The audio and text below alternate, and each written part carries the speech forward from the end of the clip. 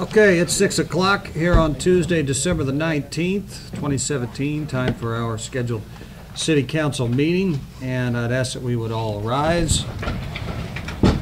And we have with us this evening Pastor Jerry Hickam, and I would invite him to lead us in an invocation, please. Thank you. Thank you, Lord, for another beautiful day. We thank you for being with us and all the blessings you provide to us. Especially thankful for this season. We pray that you be with this body tonight as they make their decisions and for this community. We thank you for the community we have and all the people that work for the city. We just ask that you be with all of them and bless them. We ask this in your precious name. Amen. Amen. Pledge of Allegiance. I pledge allegiance to the flag of the United States of America and to the republic for which it stands, one nation, under God, indivisible, with liberty and justice for all. Thank you, Pastor Hickam. Clerk Cottonero, would you please call the roll? Alderman Hughes. Alderman Curry-Witzman.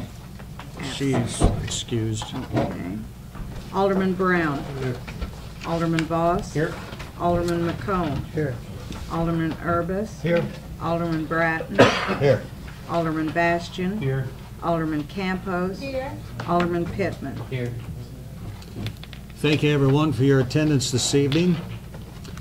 On our agenda, we have, of course, as usual, the consideration of council minutes to start from December the 12th, 2017. And Joyce has pointed out to me that we have one amendment that she's noticed, reference to Alderman Costa on page 1, and that has been duly noted. Is there any other questions or amendments to the minutes? Yeah, who actually was it? I don't know. I'll have to look at my minutes. It's the autocorrect, I'm sure, on the computer. So we look alike, so. No, they didn't look alike. I don't know. I did have one other, Mayor. Okay. On the 6th for Alderman. Page 6? Yes. Okay. Alderman announcements. I did say the city looked great, but I also thank the Hometown Christmas members and the city staff and store owners for decorating. If you could make that amendment, addition. Appreciate it. Anything else on the minutes? Seeing none, hearing none, entertain a motion to approve the minutes as amended. So moved. Second. All in favor signify by saying aye. Aye. Opposed? Motion carries. Up next, we have consideration of accounts payable, included in your packet, list 648. Entertain any.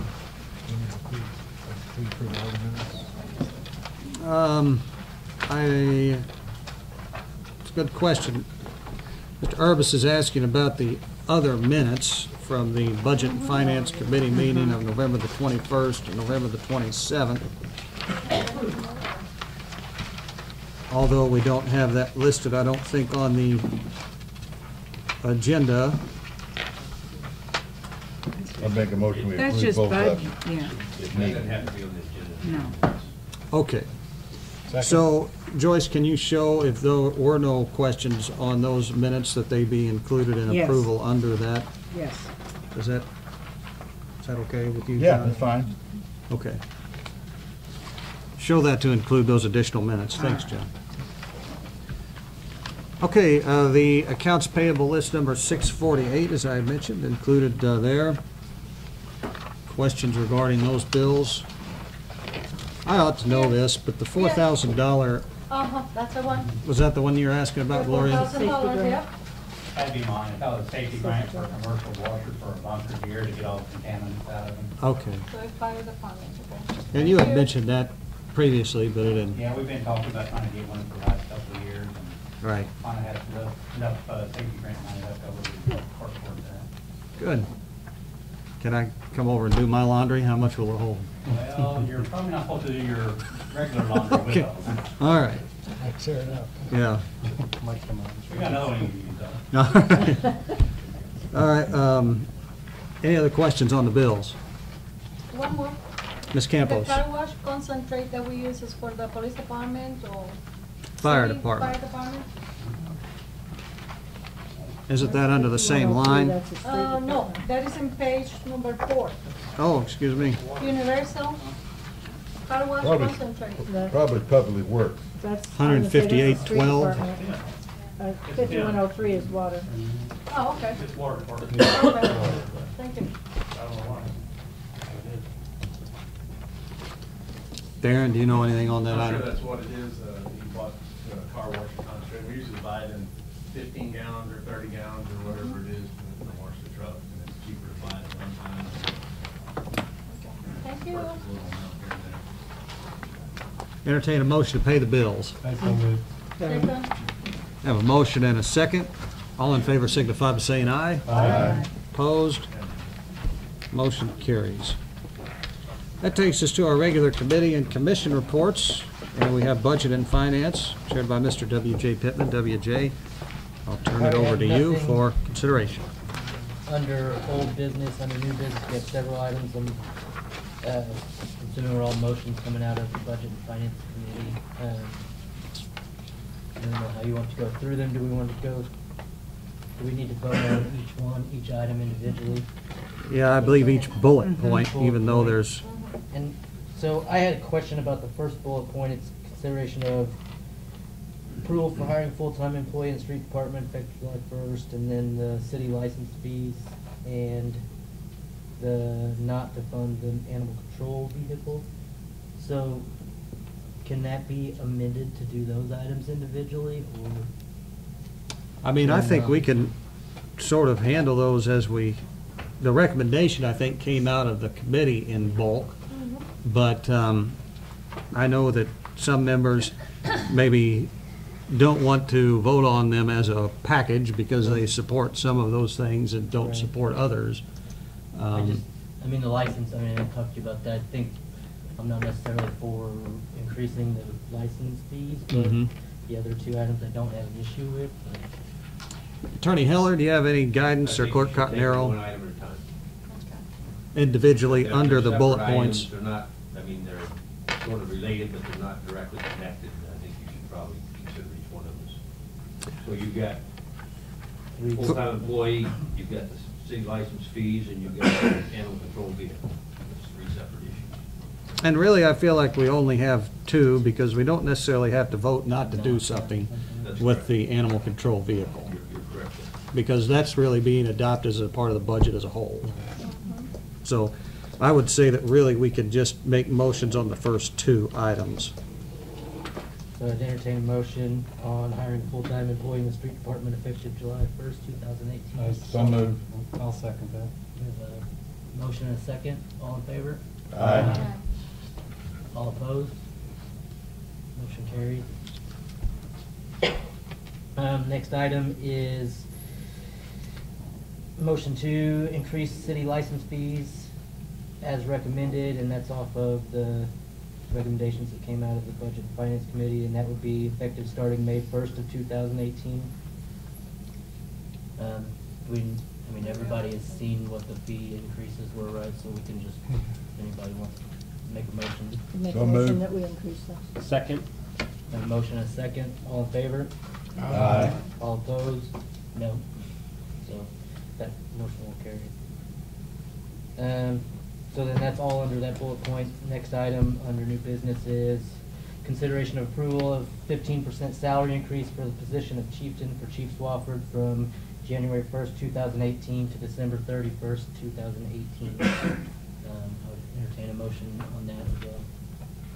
You're still planning on retiring, aren't you, Chief? Yes. Okay. I'll make that motion. We got a motion? Second. And a second. All in favor? Aye. All opposed? That motion will carry. We have consideration of approval of 2% salary increase for non-union department heads beginning January 1st, 2018. We have a motion for that. I would make that motion. A motion Second. and a second. All in favor? Aye. Aye. All opposed? Motion carries. And then that leads us to the consideration of approval of the proposed budget for the 2018 fiscal year. So, I just have a couple things to say on this because I missed out on the last budget. I think I can think of a couple things that are expensive that we know we're gonna have that we don't have anything budgeted for. You know, we have the police contract that we're gonna have to pay back pay. It's not looking like we're going to get that on this year's budget. We don't have that in there at all. I mean, that's an expense that we know we're gonna have. We signed the contract with Mr. Hollow that, you know, it's probably not gonna be the max amount of what that contract would allow next year, but, you know, I'm assuming we're planning on him having grants written for us next year that we'll be receiving funding on. You know, that's a little harder to narrow down because it's not, you don't know what it's gonna be. It could be $1,000, it could be $80,000 according to the contract. And I just, were those items talked about in the last budget and finance committee meeting at all? You know, I don't think that the, and I don't speak for everybody on the council, but I don't know that we contemplated the grant writer situation. The consideration on the contract, I think that last meeting, we were hopeful that that would still fall into this year's budget. But, you know, that likelihood is diminishing by the day. So, Is that something that needs to be reconsidered then within that budget? Or? well, you know, I look at it sort of two ways. One is, yes, I mean, we need to be aware that that money likely is going to hit next year's budget. And it's not accounted for on paper in this next year's budget. It is sort of accounted for in the minutes of tonight's meeting and in our collective minds as something that's going to be coming down the line. And I often go back to the sinkhole on Tina Drive, that, you know, that wasn't a budgeted expense, and you react to it and you work through it. It's sort of, you know, you put a lot of effort into crafting a budget and getting to a point where you're at, and then things come. right. And I don't know what we're looking at, probably 60 grand, you know, approximately for that back pay. And I did get Scott, I talked to Scott earlier this morning. He made me a little spreadsheet of what our budgeted expenditures and our actual expenditures were all the way back to 2011. Other than 2014, you know, we were consistently under budget, you know, so that, in my mind, eases that a little bit, you know. Hopefully we can continue that trend, you know. Our other issue is that, you know, sorry, John, I mean to interrupt, but we're under certain restrictions that the calendar imposes to, you know, get a budget posted in public hearings and things like we had earlier tonight. So I think my opinion is just that we are aware of it and, you know, work forward with that awareness and look at our sales tax receipts as they come in throughout the course of the year. And, you know, if we have to make some hard decisions, you know, mid-year or something, then we have to make them. I'm okay with that too. I just wanted to, you know, at least get it out there for discussion, that we're aware that that's something that's gonna happen, you know. And I just had one comment. I mean, it goes back to May of 2016, so I assume some of that was budgeted previous years. But, I mean, you know, that was money that was expected to be paid. the increased amount. My examination of the police budget, so I don't think it was ever. We did the 2% last year in anticipation and then didn't get the contract settled. Okay, so it was Yes. budgeted in Yeah. 2017.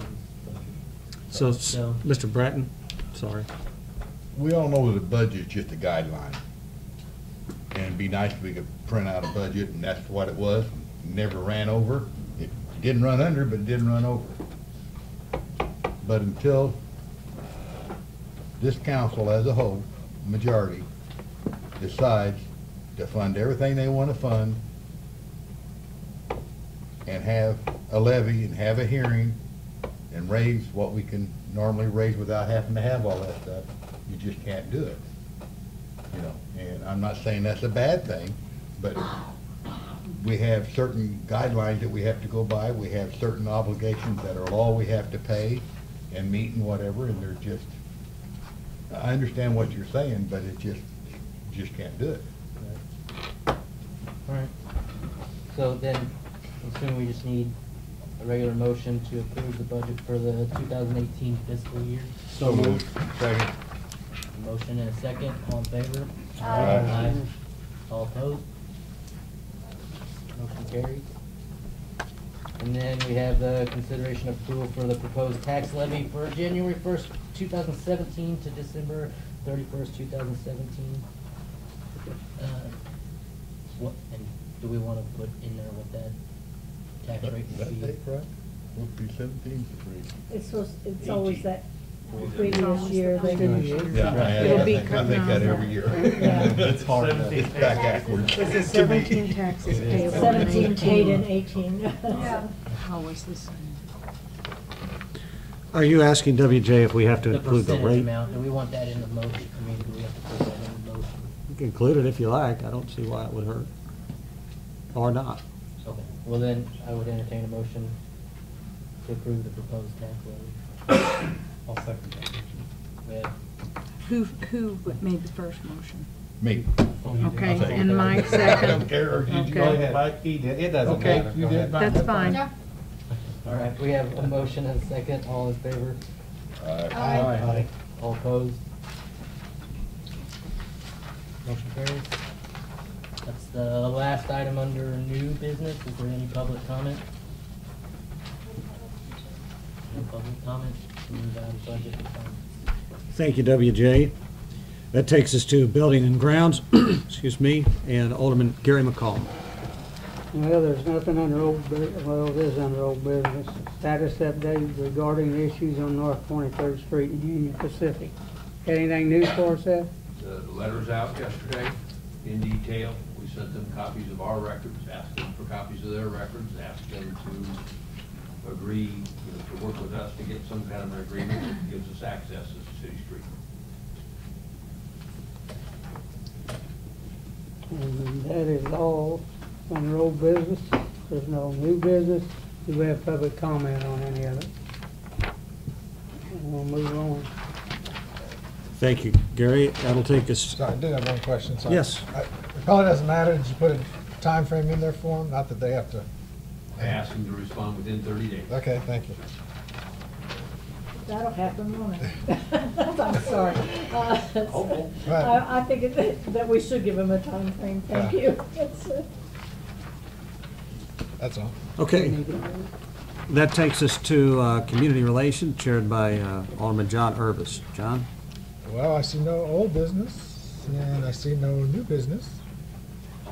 Do we have any public comment? I'm not sure what all would be community relations. Community looks nice, but 3 meetings in a row, you've just skated right through. I think I had something last time. Oh, No, I did had the water park. Oh, okay. Oh, Last that's time. right. We're just going to pile everything under your committee the next Yeah, meeting, well, whether it belongs there or not. All right, that takes us from Community Relations to Public Improvement, chaired by Alderman Mike Bastian. Mike? Okay, there is no old business. We have 2 new items under new business. The first item is a consideration of recommendation from the Murphysboro Planning Commission to approve the division of property located off of Flanagan Road and Fiddler Ridge Road. It's my understanding that the property owner wants to divide that up into 4 sections, and I think I'm going to ask Eric. That's all I know about it, so. Talk to them? Can. This is a subdivision, if you're familiar with, they go to the top of New Hill, turn back to the left on Fiddler Ridge Road, immediately take the jag to the right. It would take you past the old Todd plumbing building. Around there, when the road then tees off to the left to go on down toward Express Towing, or goes on east toward Bill Absher's old home. Right there in the front left quarter, that intersection, all the way down to that next street, The McGowan family has owned that property for years, and there's 4 houses there, I believe, and Mr. McGowan has remodeled and maintained those properties for years as rental properties and for some members of his family. And I wasn't involved in this, but what I understand is happening is he's now wanting to divide that property up so that each of those single-family residences has his own lot. And J.T. Blankenship did the engineering on it. It's allowable under our subdivision code, and it complies with our subdivision code. It's not really involving any new improvements. The streets are already there. Each of the properties already has access to the public street. So there's really not an issue of any impact on the community for separating those into 4 separate single-family ownerships or lots as opposed to one big tract that has all 4 of those buildings and outbuildings on it. So that's the request, I think, of the McGowan family, and that's, I think I'm understanding the planning commission approved that. So it's to you to consider whether you agree with that and approve it or reject it. Yes, Alderman. Is the water and sewer separate for each home site? I'm sure it is. I'm sure, because there's been somebody living in there for years and years. They're not connected to any, we don't have any city sewer over there, do we? Yeah. We have city sewer up there? Yes. So they were all connected, aren't they? If we have city sewer there? Yes. Any other comment from the alderman? Okay, do I have a recommendation that we approve the recommendation from the Murphysboro Planning Commission to approve the division of properly located off of Flanagan Road and Fiddler Ridge Road? I'll make that motion. There you go. All in favor? Aye. Opposed? Okay, the next item on the agenda is a discussion regarding a fence dispute on Division Street. I was contacted by Regina Jones as chairman of the committee, and she has asked to present her case to the city council this evening, and I told her that that would be fine. So, Ms. Jones, if you would like to address the council. I did pass out your the handouts you brought, every alderman and the mayor, and I believe, do you have one in? Do you have an extra one, Regina? There's an extra one down here. Okay. You don't have to walk for.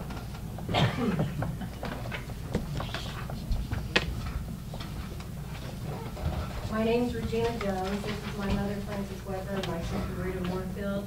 And I'd like to relay to you what's happened with the fence that our neighbor, Candace Jacobs, has put up that lives in between our 2 houses. I do have an understanding of the procedure since I was on planning and zoning board for 11 years. And I appreciate you taking time to listen to me on this matter this evening.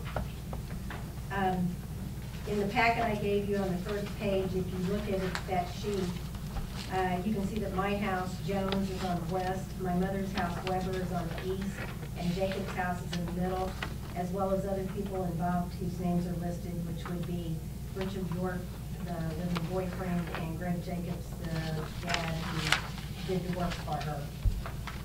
I thought it'd be easier to follow this way instead of having to give the full names, addresses, and locations each time. Okay, on August 4th of this year, Greg Jacobs started erecting a fence on his daughter's property. He also moved her shed on the property line, which is about 2 inches from my mother's driveway. My mother and I both went out back and asked Greg to move the shed, because she couldn't make the turn to get in her drive. She also asked him to stop putting the fence up, that it was too close to her driveway, and she wanted it moved over 3 feet in accordance with the ordinance. Greg told my mother, and this was his words, "I don't need no old effing woman telling me what I can and can't do. I know where the property lines are, and I am putting the fence here, so shut the F up and get the F out of here." At that point, my mother said, "Do you even have a permit to put the fence up?" To which he replied, "Of course I do." So my mom said, "Well, we'll see about that." So she got in the car and went up to the code office. When she got there, Leander told her that the code officer, Eric Kennedy, was off and wouldn't be back until Monday. My mother asked if Jacobs had a permit to erect the fence and was told no, he does not. My mother told her what was going on and that she wanted the fence taken down and the shed moved. Leander said she would leave a message for Eric for Monday when he came in. Leander called Greg and told him he had to move the shed, at which time he moved it from my mother's property line to my property line. Greg brought in equipment and dirt and filled in between his daughter's house and my house and packed it down. There was a swell there that drains the water from the 2 houses to the street. By putting dirt in and packing it down, it stopped the drainage to the street. He also built their yard up, so it is dumping all the water into my yard and causing my basement to flood. Greg called me on the phone when he was getting ready to do the fence on my side of the property, and then came over and said he was going to take my fence down so that he could put their fence up. I told him my fence was staying right where it was and not to touch it.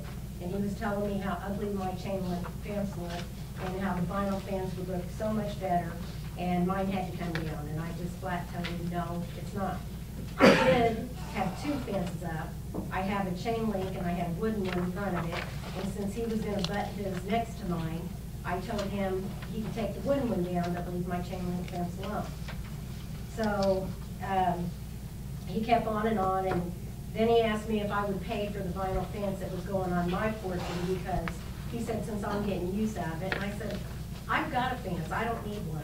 And I said, I'm not paying for it. So he said, okay, fine, whatever. And he just kept on and kept on. And he'd been drinking, and he was drinking presently at that time. And he started getting nasty about the whole deal. So I just said, don't bother my chain link fence, and I went in the house. When he got ready to start digging the next day, I told him he needed to get it marked because there was a gas line that ran a little ways from my fence. And he said he did not need to get it marked. And he said they would find it, which they did with the shovels. After they dug it up, and I'm guessing their fence is about 1 inch from my gas line, part of it's like touching it, they poured concrete in the hose and concrete the fence on top of my gas line.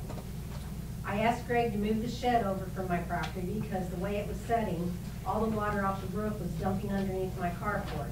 He told me he would put a gutter on it, but said he wasn't going to move it. Between my mother and I, we made several trips to the code office to discuss with Eric about the fence and that it needed to be taken down. The fence was still there and nothing being done. Finally, Eric told us the best way to take care of the problem was to have our property surveyed. He said he needed to know where the line was to enforce the ordinance of 3 feet from the property line. But without the lines, he didn't know where the spot was. So my mother hired Asaturian and Eaton to survey her property. And I also wanted to get mine surveyed because I planned on putting a garage up later. So Eric was present when they did the survey and seen that they was approximately on the line or close to the line on my mother's side.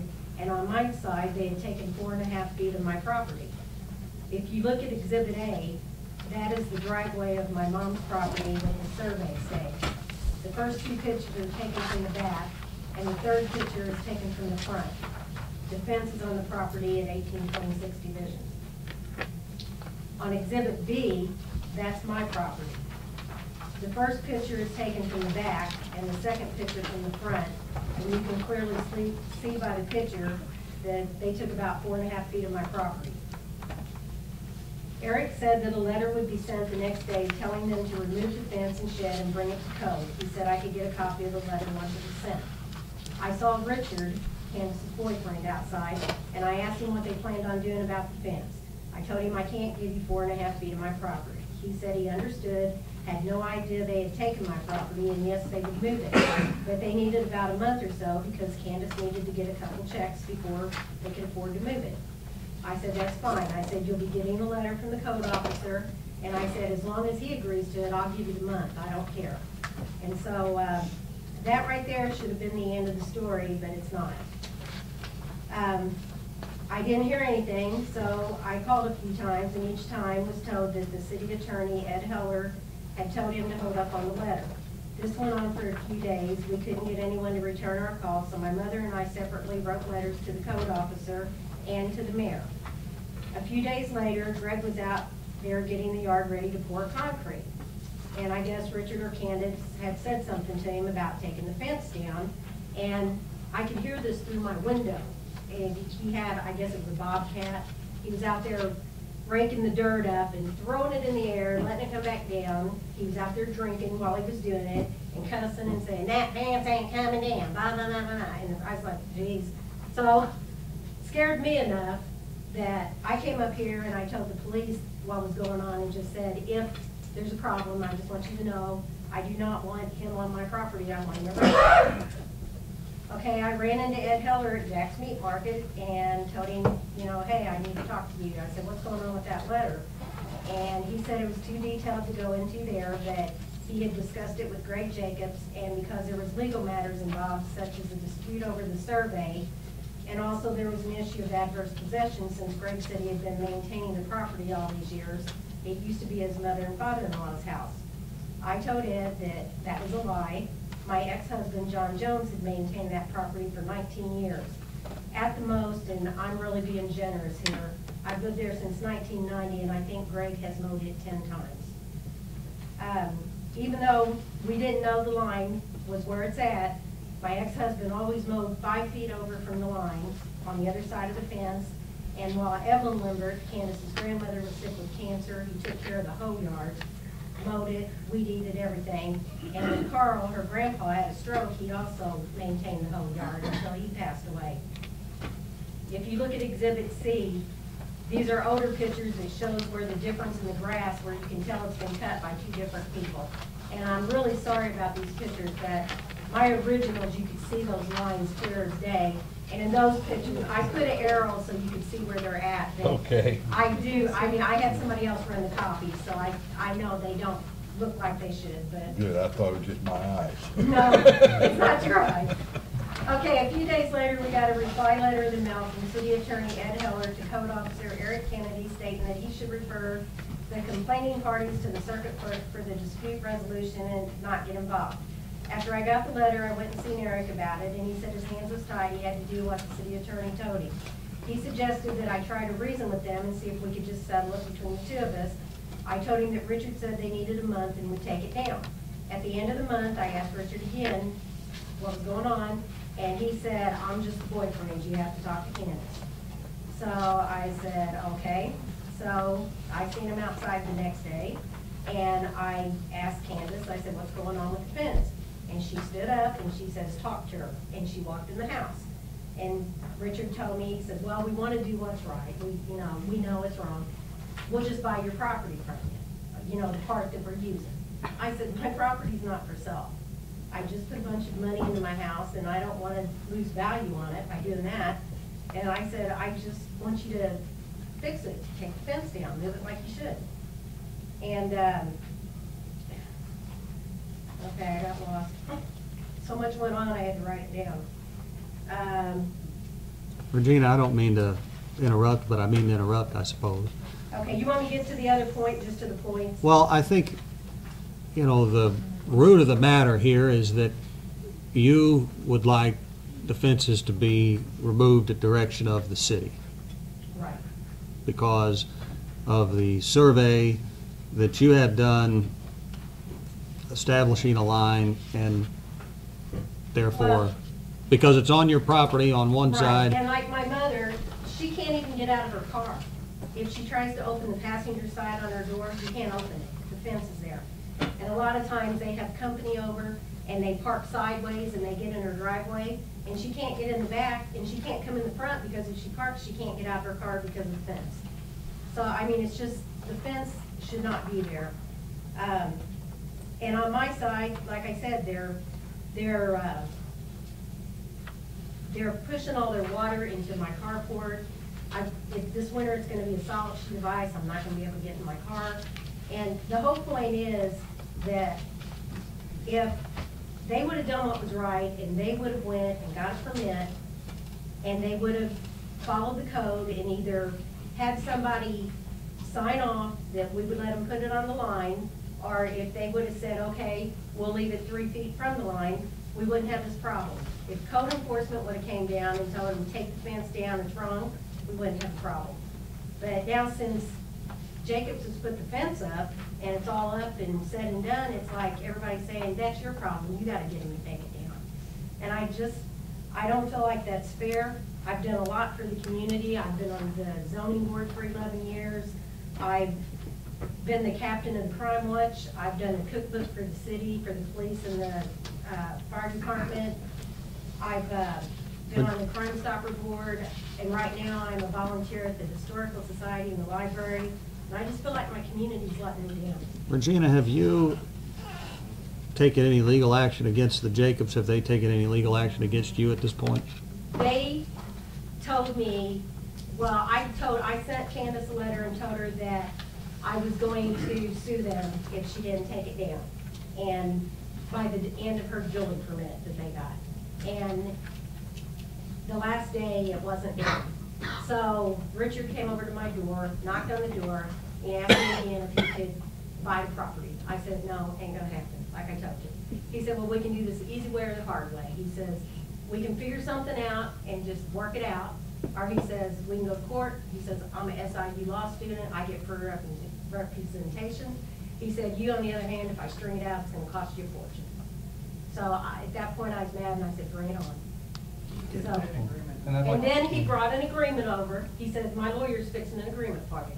He brings an agreement over, and basically it said, I will take the fence down as soon as I sign it, releasing him, Greg, and Candace of all damages incurred before, during, and after. Mr. Bastian? Yeah, I was just gonna say, and not only the fence, I think, is part of the dispute, it's the shed that he put on the 4 feet of your property, and it is supposed to be, if I believe a city ordinance, help me out, it's supposed to be 5 feet? Yes.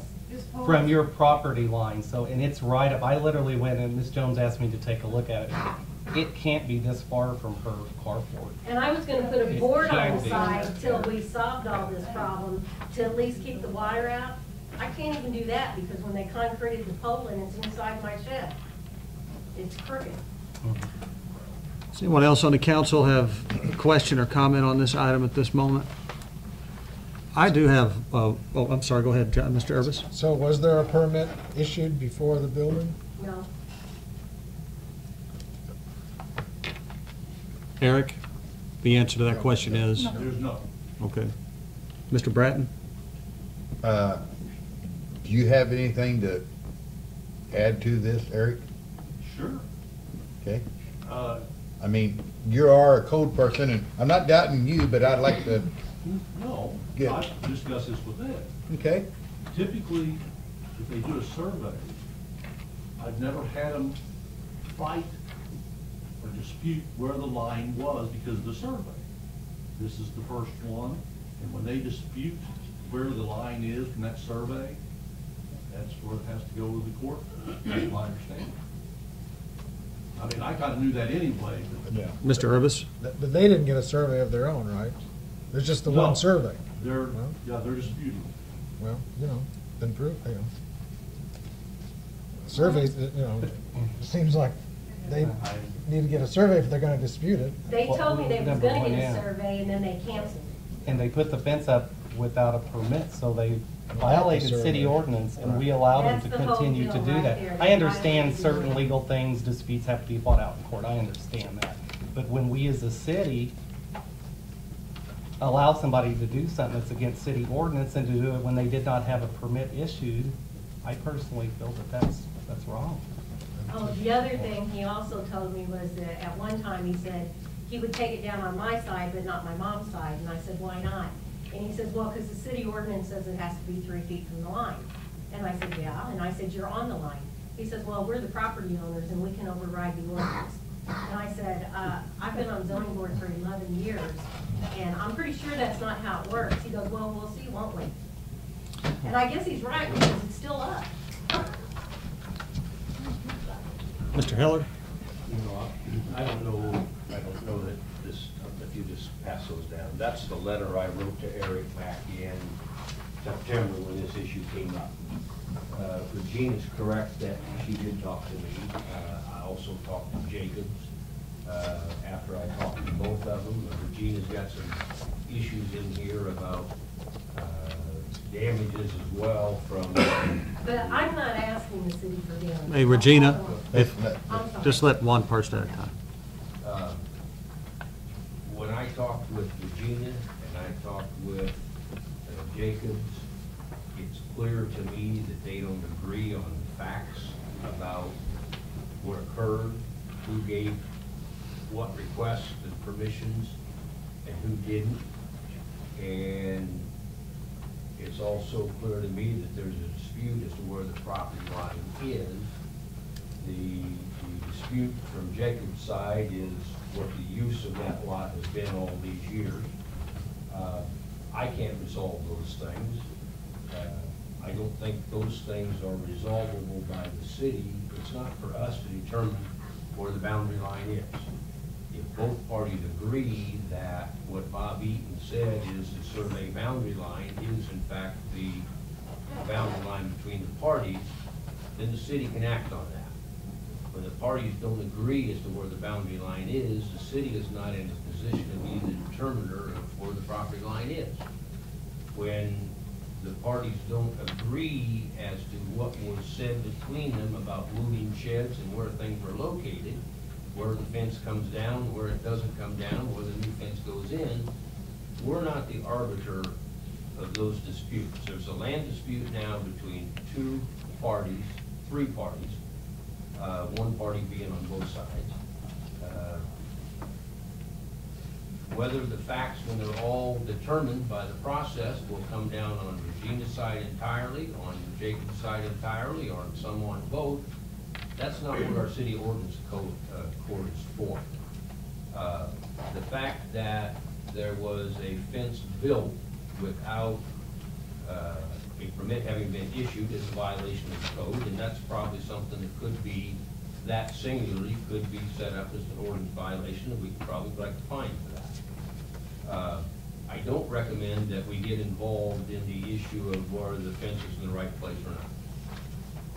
We've got the same problem there. If you remember, we had this very similar problem, and I go into this in the letter, dealing with the ordinance over on off of 23rd Street beside Markio's house. We originally cited him for blocking our alley. When we got into researching the whole issue, we realized, well, there's a dispute as to where the alley is. So we had to go to court first and get a determination as to where the alley was and get this legally resolved, because it's clear that the alley was not where the survey said the alley should be. And that's not something we could resolve in ordinance court. The ordinance court's not going to entertain that question. And so we dismissed the ordinance violation ticket, and we went to civil court and brought the issue to get the city's alley, established where we needed, where we used it all those years. And now, after we get that established, then we got a dedication of the alley. But we had to go to the circuit court in the civil side to seek that resolution. We were able to get it by agreement once we got there. We're in the same situation here. We're not in the ordinance court determiner of where that boundary line is when it's disputed. And we're not the determiner of damages from the excavations that they've, according to Gina, done wrong, which I don't have any, I've not looked into whether those are right or wrong. She says she's got water damage on her property now from the way they did that. That's an issue that's got to be resolved in the civil courts. That's not an issue we can resolve by an ordinance violation ticket. And this is what I said to Eric in that letter that you have in front of you back in September. Ms. Campos? Yeah, thank you. I just was looking at the pictures actually, and in Exhibit B and Exhibit H, you can see that it was a prior existing fence before the new fence was built up without a permit. So we have, in this case, not just a violation of the city ordinance, but they're putting building a new one without obeying the 3 feet from the property line. I mean, we all are assuming that those fences have the permit and they were legally authorized to be built within the property line.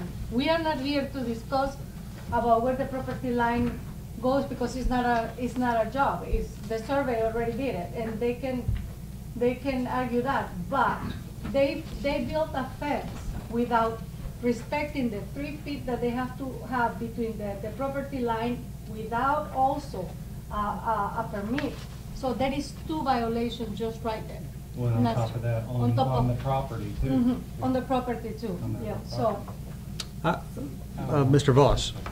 So our only recourse is to fine. I mean, we don't know where the property line is, and so it seems like we can't say if it's in 3 feet of the property line, because that's in dispute. But what's not in dispute is that they didn't get a permit to put it up in the first place, and our only recourse is to fine them. We can't, because they violated that, ask them to take down the fence. I haven't looked at the question that way, and I will. Glad to look at it that way. My concern here is we've got disputed facts all the way up and down the line. But that fact doesn't seem to be in dispute, that they put up a fence without a permit. And so what I would wonder is if, because they've done that, we can instruct them to take down the fence that they put up without a permit. Mr. Urbis? Well, it seems regardless of the survey, I mean, first, the Weber's got a survey, so that's better than somebody saying, well, that's not my property line. At least there's, evidence that there's a survey. Plus, I mean, it's, as Gloria was saying, it's clear that the fence was not put up. I mean, it butts both fences on either side, so that whether the property line was there or not, that's clearly not within, there's not the 3 foot. It's not an inch away.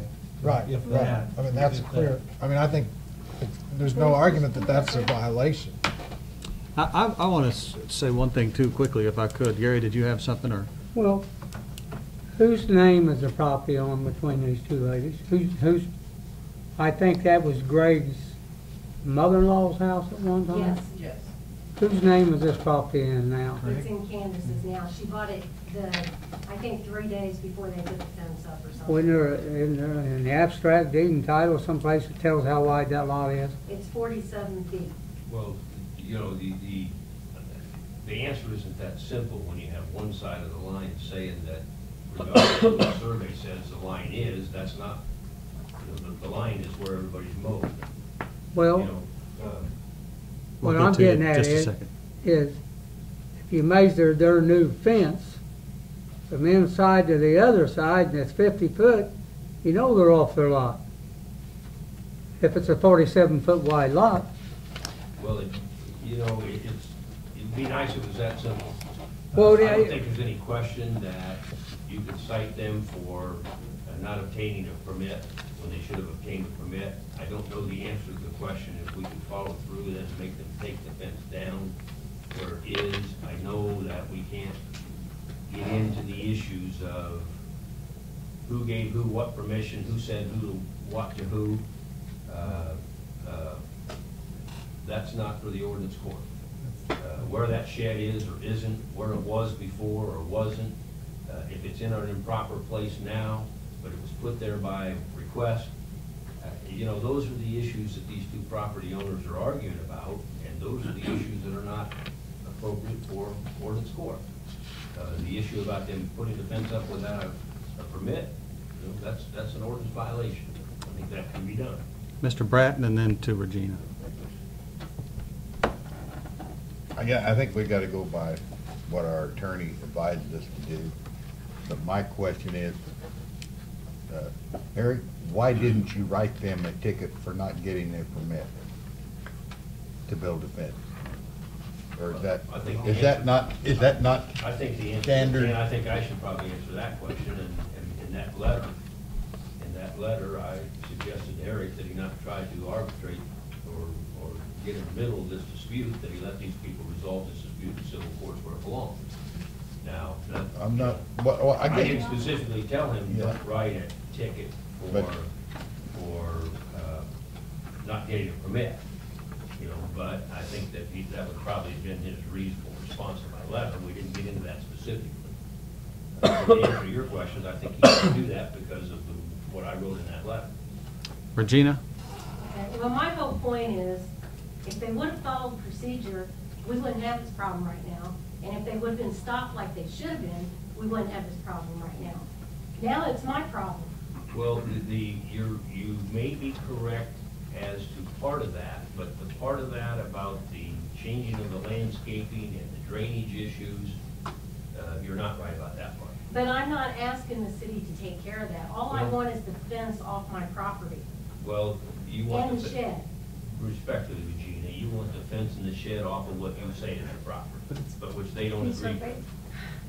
I have my thing at home that tells my property's 47 feet, their property's 47 feet, and her property's 47 feet, and I measured them. And my property is now like 43 feet, theirs is 50-something feet, and hers is 47 feet. I'm not here to dispute that or not dispute that, Regina. What I'm saying to you is that the ordinance court doesn't determine where boundary lines are. Okay, well, if they're staying on adverse possession, it's their property, why aren't they suing me to take it? I guess they haven't, I don't know, I have no idea. As you can see, they have a lawyer, and it's not me. Well, I think one thing that the council generally as a consensus seems to be trending in that direction, and that we seem to have clear authority on, is that the fence was placed without a permit. And so it would be my recommendation that we make a motion that at minimum tonight, that a fine be issued for that fence being placed without a permit, and that we do research to find out if we can compel them under that to remove the fence because it was put up without a permit. And those are the two things I think we should perhaps act on. Thirdly, I think it's just important for me to add that, you know, they mentioned that they met with me, and that's true. And I told Ms. Weber initially that if they got a survey at the advice of Mr. Kennedy, that would allow us to therefore be able to take action on the fence. And so with the disputed property line, I know that convolutes things a little bit, but whenever I give my word that here's the goal line to order to get some sort of resolution to it, and then I sort of feel like I move the goalposts on them. And so with that in mind, I think that it does put a little bit more, I feel like I put a little bit more of a burden upon the city to try to find a resolution to this. And I almost feel like, you know, a survey is $350. I wouldn't be against the city commissioning a survey of our own on that property line, because I was the one who told them that if we could get a survey that we believed in, that it would hold water. What is, if we pay, Mr. McComb. if we pay for another survey down there, and it comes out the same, what good is it good for the Joneses to have another survey? I'm just saying that if the dispute is the property line and the city says we don't know where the property line is, and that's causing us to not be able to force them into civil court, could the city not commission a survey and say, okay, well, now we do know where the line is, and we know for sure that it's violated the ordinance, and so it's got to go. There's no doubt, I know Greg, too, that he didn't care if he violated that ordinance or not when he put that fence up. Mhm. I mean, that's Greg over and over. I mean, I've known him for a long time. And he could care less about their property. I know that. Mr. Bratton? I sympathize with everybody concerned on this. I think bottom line is, we complain about the bills being high on this and that. We complain about the attorney bills being high. And then we turn around and we don't want to take the advice that we've paid good money for, and we've got good advice. I think personally, there's a violation not putting the fence up without a permit. There ought to be a ticket issued. And I'm not an attorney, there ought to be a ticket issued. We do not need to get in the middle, for lack of proper words, a pissing contest or dispute like we just got out of. I think we ought to take the attorney's advice. I think we also ought to write a ticket. And I'm sorry, and I can sympathize with you, but yeah, I don't think it's the city's responsibility to resolve this dispute. If we can help, we will. I think one of the help would be to write the ticket. But I don't think that we can, if if Mike and I live next door to each other, we get into it, it's not the city's responsible to resolve it. No, but if I But put we my failed. stuff on your property, you would want the city's help to come And I and for think not that- giving a permit Yeah, and I being think, on I private think property. the first step in that would be to write the ticket. All right. And that would give information. Regina, respectfully, I'm going to try to get to all of them, and I will get to you, I promise. Ms. Campbell? And then there is one thing, I totally agree with you, Mayor, on issuing the ticket because of building a fence without a permit. And we're not gonna get into the dispute of where the property line goes because it's not a job. But we can enforce that the new fence be built within 3 feet of the property line that already have been surveyed. So meanwhile, they can remove it because they are not in compliance.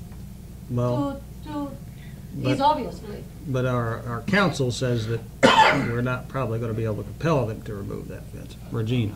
Well, if I'm not mistaken, the ordinance says that if you go against the code, you get fined, and you get fined every day that it's not in compliance. So regardless of where it's at, if it's on the line or in my yard or wherever, we did not sign a permit to give them the permission to put it 3 feet. I mean, we didn't give them, sign it to put it on the line. It has to be 3 feet from our line, so they still need to move it 3 feet over. Ms. Weber, I want to give you a chance to speak, and then I want to try to bring this conversation to a close with a motion or a table or anything. Ms. Weber? Well, the minute that they started putting that fence up, I was outside. And they didn't have as soon as I seen where he was putting it, I told him. I said, Greg, you gotta stay 3 feet off the line. And of course, he cussed me out and all that stuff. But I went directly to the code officer. And if they had come over and stopped it right then, there wouldn't be a problem right now. Somebody should have come out and said, you got to stay 3 feet off the line. But they didn't. They just let him go ahead and do it. Okay. Mr. Voss?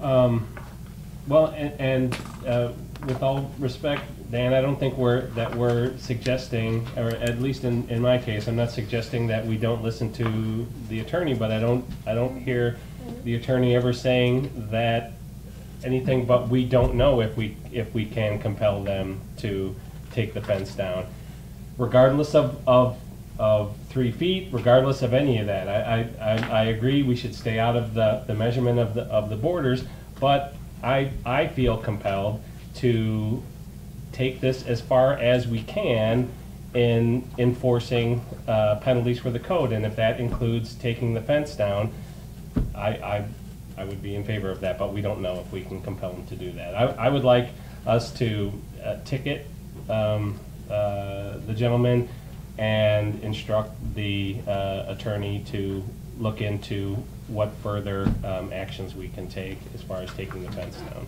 Is that a motion? Is that a motion? That's a motion. Second. All right. All in favor signify by saying aye. Aye. Opposed?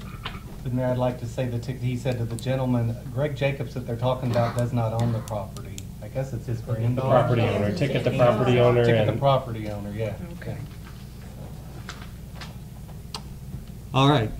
Thank you very much for coming. We appreciate it. Thank you for taking the time. Oh, I'm sorry, is this if? I mean, that's all you're gonna do, is you're gonna ticket them?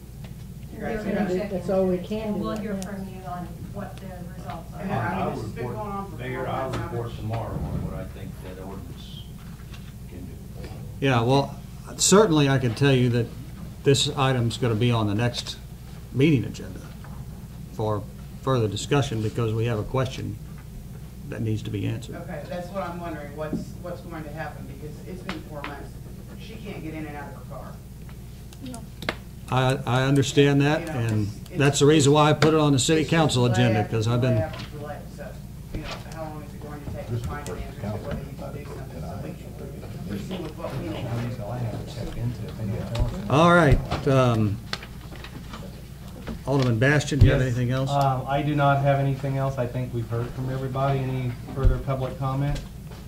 With that being said, we'll close the public improvement meeting. Thank you, Alderman Bastian. That takes us to Public Works, chaired by Dan Bratton. All right, under Public Works, we have old business. request from Tim Lee to carry over more vacation days than, I think it's supposed to be than what contract is allowed. I did speak with Tim Lee about this matter today. Okay. And I can just share with you that he has a doctor's appointment this afternoon at Barnes at 3 o'clock, so that's why he's not in attendance this evening. And I just shared with Tim that I felt like Tim has a considerable amount of sick time on the books, and as well as vacation time, and I believe comp time as well, and that it was my suggestion that he exhaust that time, and if at such time his health problems are impacting him to such an extent that, you know, he is out of time, that, you know, as mayor and council, we would consider, you know, either letting him go in the hole as had been past practice, or if there was somebody who wanted to lend him time, such as had been done in the police department in years past, that we would maybe consider that then. And he was agreeable to that. So, and it would also help us avoid any potential bargaining issues, at least until his medical procedures play themselves out. So he can request family medical leave, right? He could. There's various options, and as I mentioned, he has considerable amount of. He's got almost 14 weeks sick time. Yeah. He's got over 13 and a half weeks of sick time. He's got a week of vacation that he can get paid for, and 2 weeks that he can cash in. So that means if worse comes to worse, he'd have to burn those other 2 weeks that he's got between now and April the 6th, which is his anniversary before that. So I would like to see a motion that we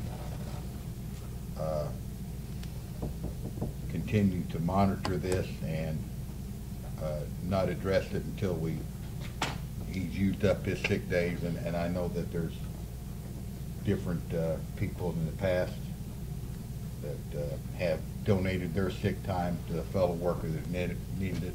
Ronnie Brandon was one that worked at the sewer plant. But I would like to entertain a motion to wait and see this is expelled, and then. I don't think we need a motion if we're not You doing something. don't need a motion to pass the question and keep it, Keep it alive. We keep it can read alive, but about not it. act upon it. You can simply do that. Don't let it fall off radar. I'm sure he won't let it. No, I don't want it to fall off the radar. It's fine. No. No, and I don't think anybody is here on it, but we just don't need to set a precedent, and I think that's what we're going to be doing. We're not. So. I think that my understanding, I'm not, this is up on the summit, as everybody is, but my understanding is that he's out in front of himself with his request, because it depends on when they schedule his surgery, whether he'll even need to continue with the request. And so, That's my understanding also.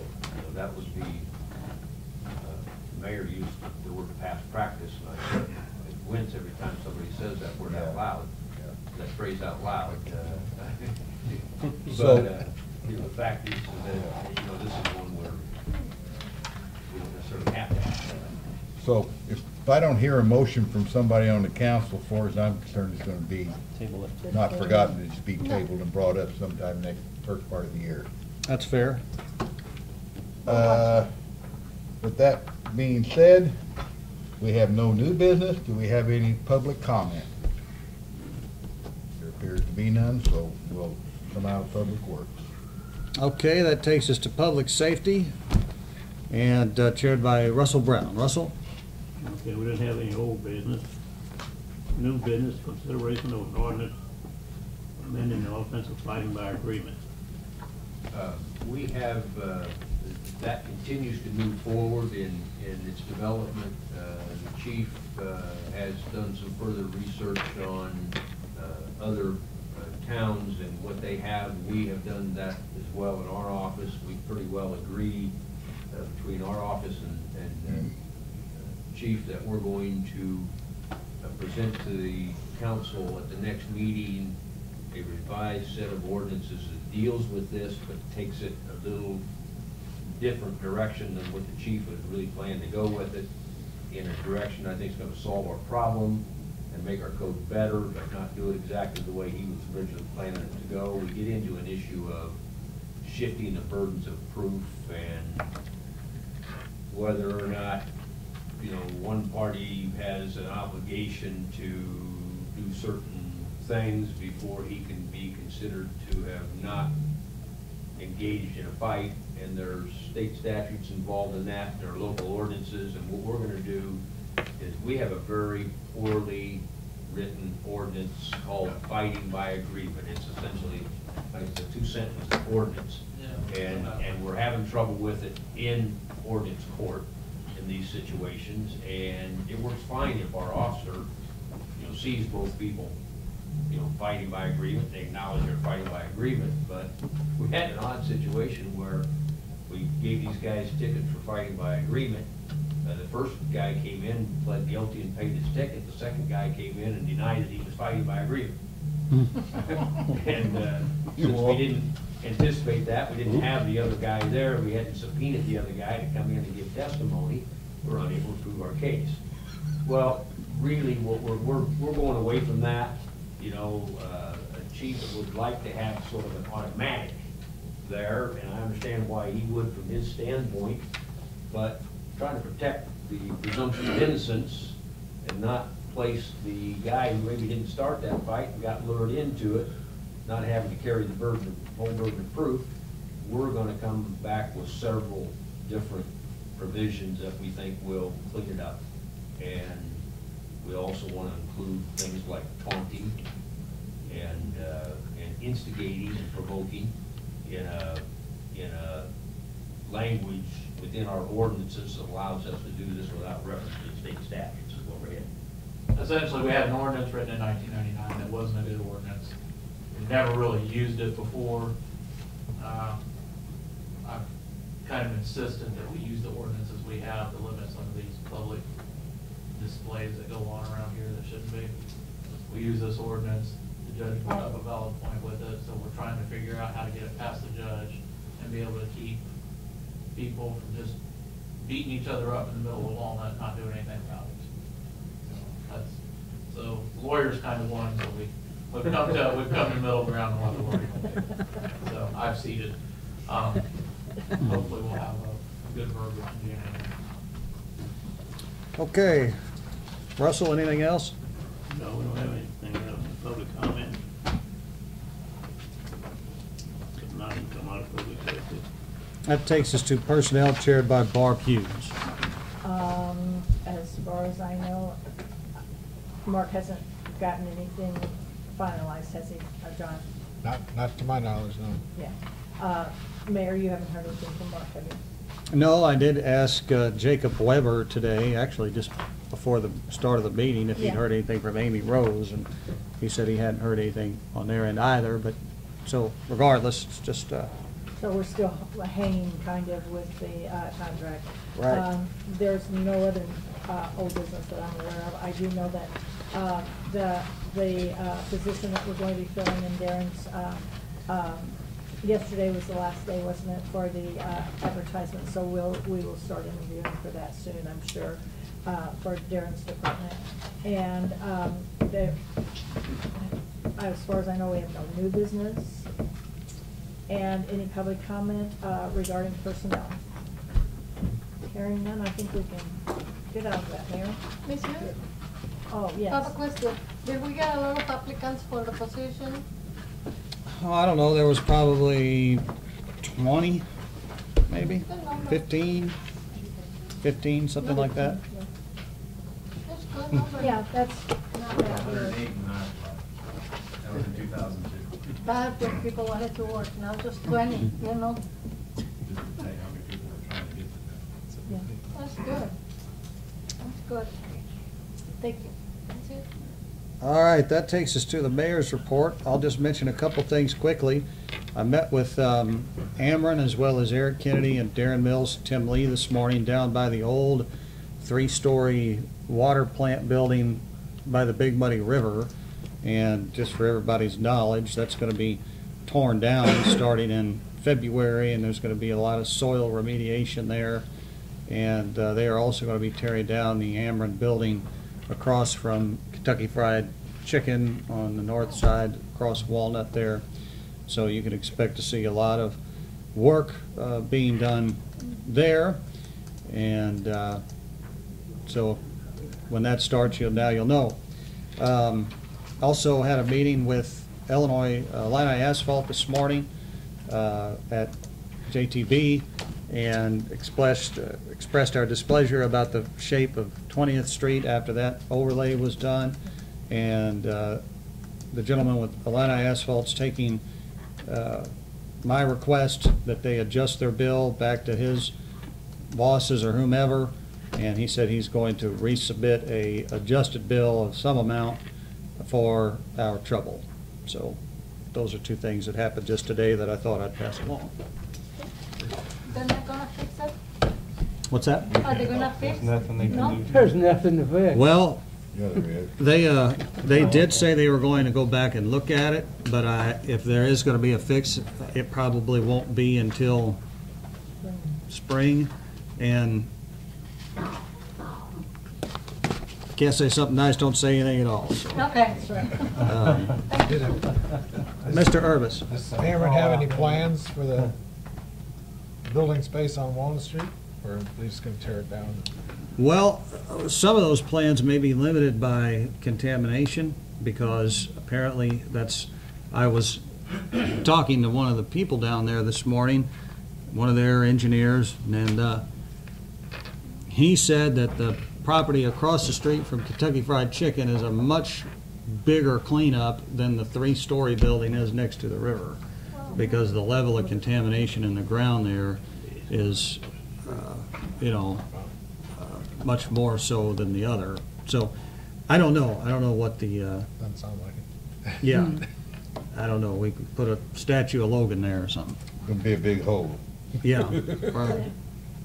So, all right, that'll take us to council member requests, and I'll go to Ms. Hughes.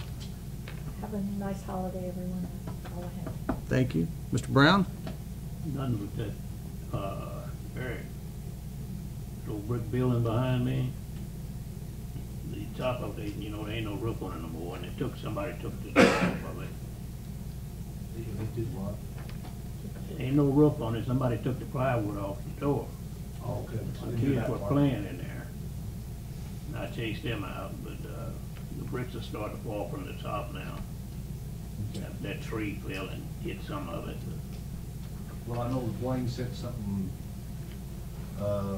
late last week or something, you called, Yeah, and he said something out there. yeah, that's all. Okay. Mr. Voss? Just Merry Christmas and safe travels to you all. All right. Mr. McComb? Not a thing. Joyce? Merry Christmas. Mr. Urbis? Yeah, happy holidays. New Year to you. Thank Sandra and Leslie and anyone else who put together the holiday party. Thank you. Great Yeah, job, that's very Leslie. nice. Thank you. Very good. Mr. Bratton? Yeah, I don't know what's been set up with Mr. Hollow, but I'd kind of like to get a report at a minimum every 2 months on what the status that he's working on the grants and where they're at or whatever. I don't know if anybody else has had communication. I know it takes a while to get everything set up in the computers, I guess, and to go after them or whatever. But Did I'd our kinda contract like with him take effect immediately or at the first of the year? Or do anybody remember? I'm not sure. We Okay. just put it was effective for 2 years, but I don't remember So- the effective date. Because he had already He was started working the- on something. some of the behind the scenes Mhm. stuff So anyway, I guess what I'm saying is I'd like to have an update at a minimum every couple of months where we're at or what's out there. I think that's just good We business. give him a list of things that we want him to look at. Yes, that has been turned in. I've already checked with Okay, Sandra thank on that. And I agree with Mr. Urbis, the party was very nice. Yeah, it was I enjoyed it. Thank you. Mr. Bastian? I would just like to say if anybody's hungry, Osborne Insurance sent a meat and cheese tray from Jack's Meat Market, so I'll be meeting if anybody wants any of it. It's up here, and Merry Christmas to everyone. Thank you. Just one thing, Chief, do we have any update on the broken windows event that they results of the investigation? No, we believe they used marbles or ball bearings and probably a slingshot. None of the cameras downtown captured anything. No witnesses have been located. There's no physical evidence. And we've checked all the cameras. I talked to a couple of the morning it happened, I went down Wall Street, Walnut, met with every business owner, looked at the directors and stuff. There's just not much there. None of the bank cameras, none of the courthouse cameras captured anything. Thank you.